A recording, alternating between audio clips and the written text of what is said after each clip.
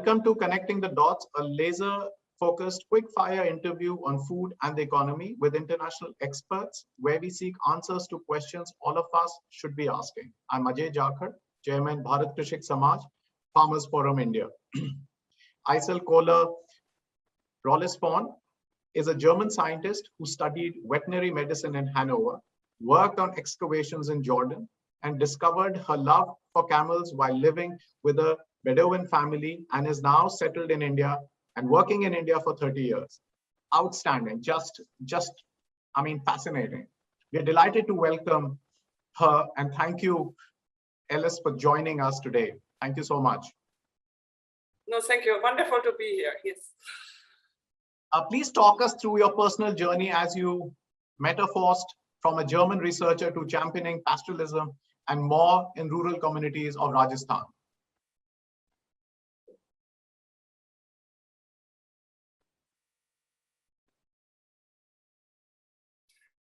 Yes, so I'm an animal lover. I grew up with animals, so I drifted towards studying veterinary medicine in Germany. And then when I actually had become a veterinarian, I realized it was just not the job for me, because you either, you take care of small animals, or you take care of large animals. And the farm animal practice at that time already, it was going towards industrialized animal keeping. So it wasn't a manner of doing the best what's for the animal, but it was always about the bottom line. And somehow I just didn't feel at home in that profession. I looked for something different to do, and I was interested in archaeology and applied as a zoo archaeologist and an archaeological site in Jordan, because I had that anatomical knowledge, how to identify animal bones. And around that site, there was this beautiful camel herd coming by every morning, and there was a nice Bedouin herder who was singing to them, and there was such harmony between people and animals, and it totally attracted me. And camels anyway are wonderful animals. I read about them and found out how useful they are in arid areas. And then I did my PhD on camel domestication. And I worked for 10 years as an archaeogeologist on camel domestication, but I had the desire to work with living animals too. And so I had the opportunity to do field work in India. There were fellowships available, and I was affiliated with the National Research Center on Camel in Bikaner. But I didn't want to work in the lab or on the farm. I wanted to meet the camel breeders, and it was initially very difficult because they were very elusive. But then I was very fortunate to be taken to Sadri, which is in the middle of Rajasthan, and meet the Raikas herders who had this really close relationship to their camels and looked at them as their family members, as their children, they called them. And they also wanted help from me, because they found out I'm a veterinarian. And so they said, oh, all our camels are dying, please do something. And so I gradually, got sucked into trying to help them providing medicines for their camels, and started an NGO in Germany. And then slowly, I had this transition from an academic to an activist, seeing all the problems they had, and also, seeing this wonderful human-animal relationship being really threatened by modern developments and by lack of interest from the professionals dealing with animals. Very good. It's really motivating. But what motivated you as the founder and project coordinator for the League of Pastoral People, that you have just released a book, Livestock for a Small Planet? What are the myths that you want to debunk in this book? Because social media world is full of myths. So what is the myths that you want to debunk here?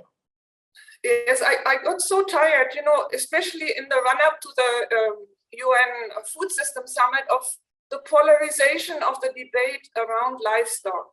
On one hand, you have the people who are saying, livestock takes up so much land, it takes up 60 or 70% of the agricultural area, and if we could grow crops there, it would be so much better. Then they're saying, livestock guzzles so much water. Livestock keeping is always cruel to animals.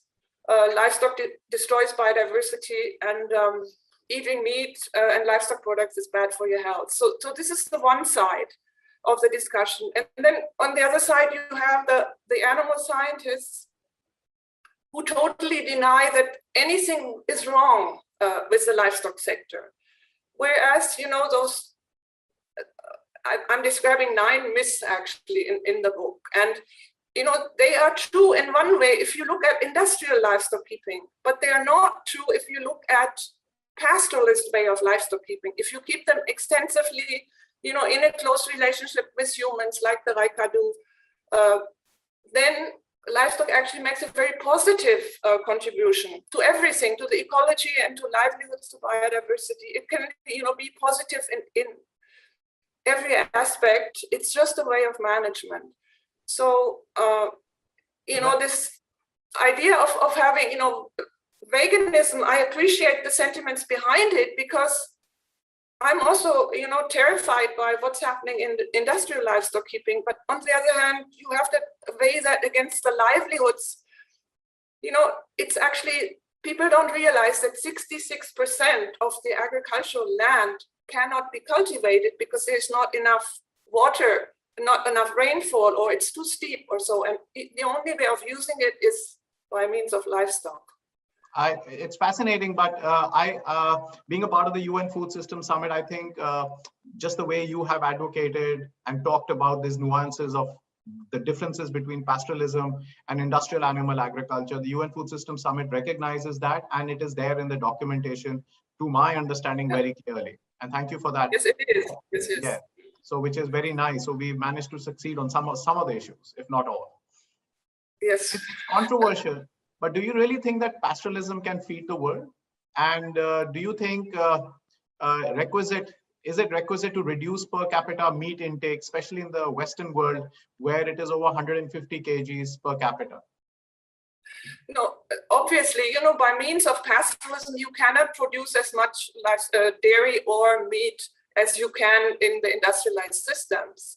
But there are respectable studies by the University of Wageningen in the Netherlands, which say that if we reduce, you know, the use of livestock we feed it only on waste crop byproducts or on natural vegetation, we can still, you know, provide enough livestock sourced food for all of humanity if in the north we also reduce some of it.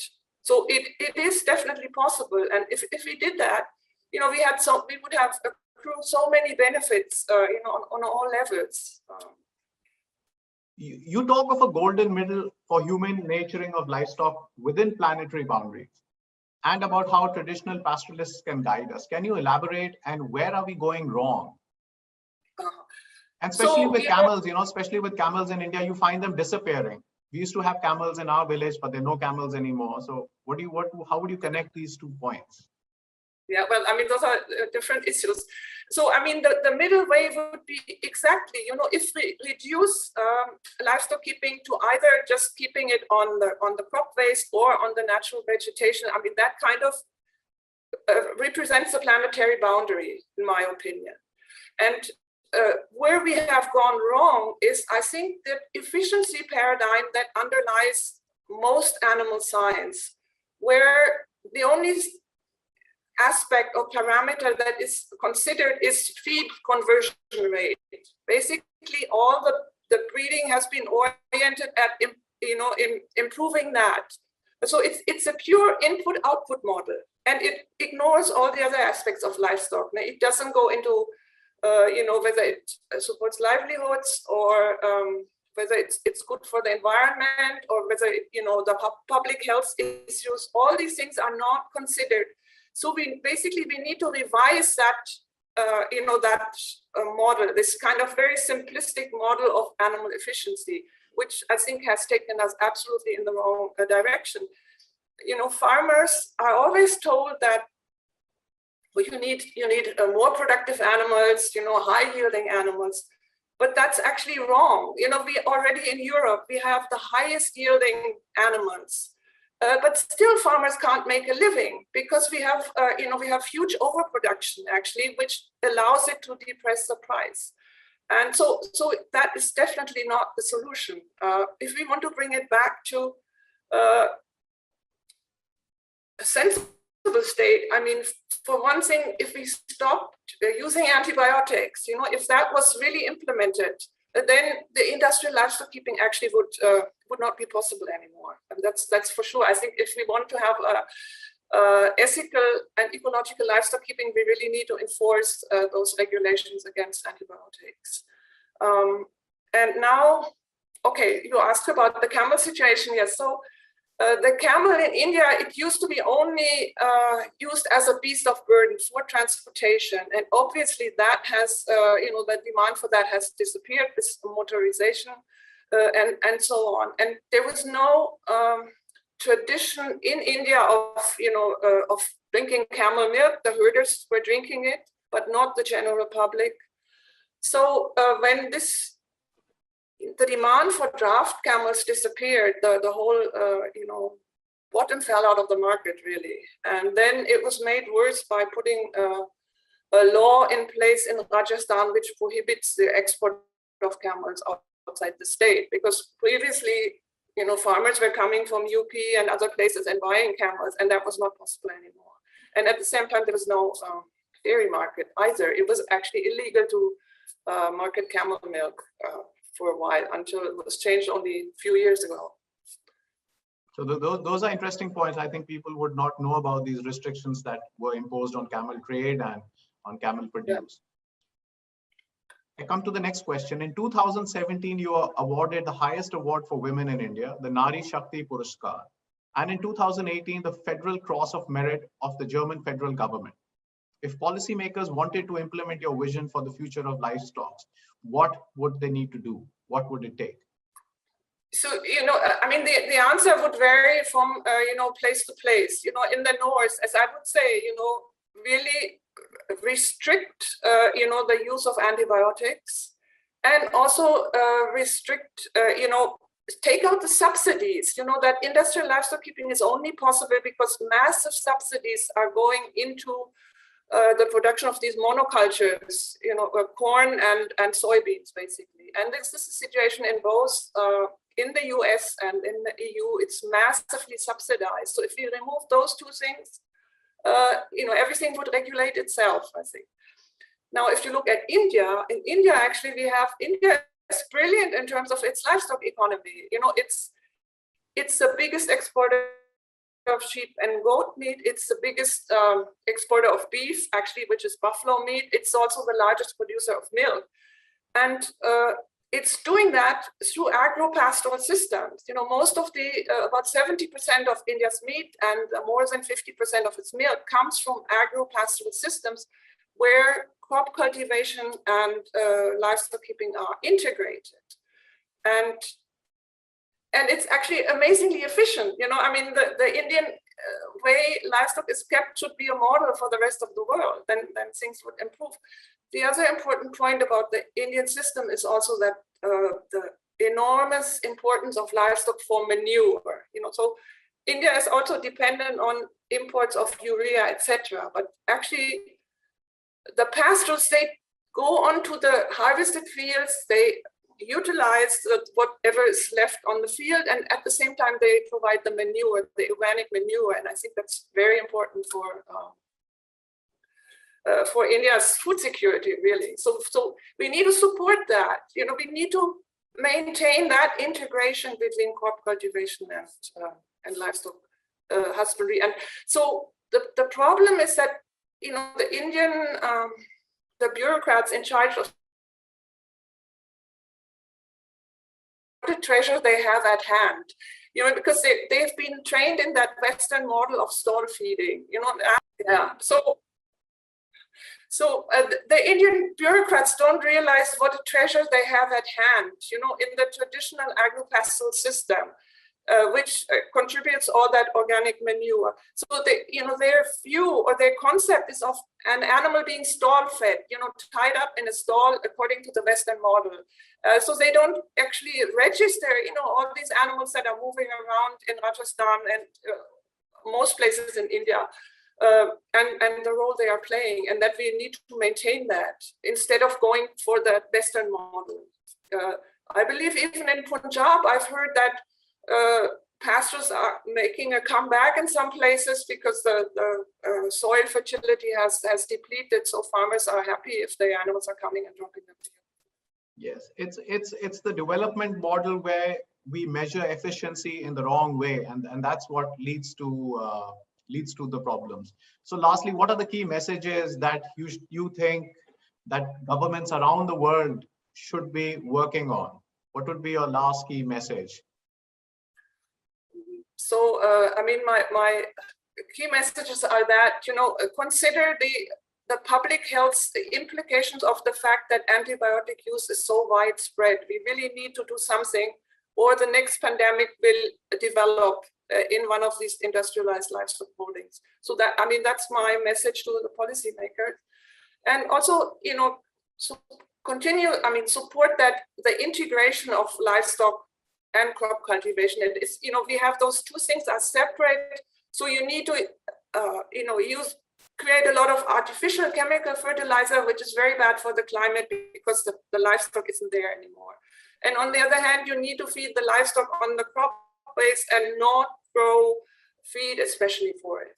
And so that's my message to the policymakers and, to the other people who have this. And I mean, the book, Livestock for a Small Planet, it is actually addressed as those people, who are confused about livestock, and they hear all these terrible messages, how it's being kept, so they go vegan. But instead of, trying to go for eliminating livestock from the planet, we need to focus our energies on keeping it in a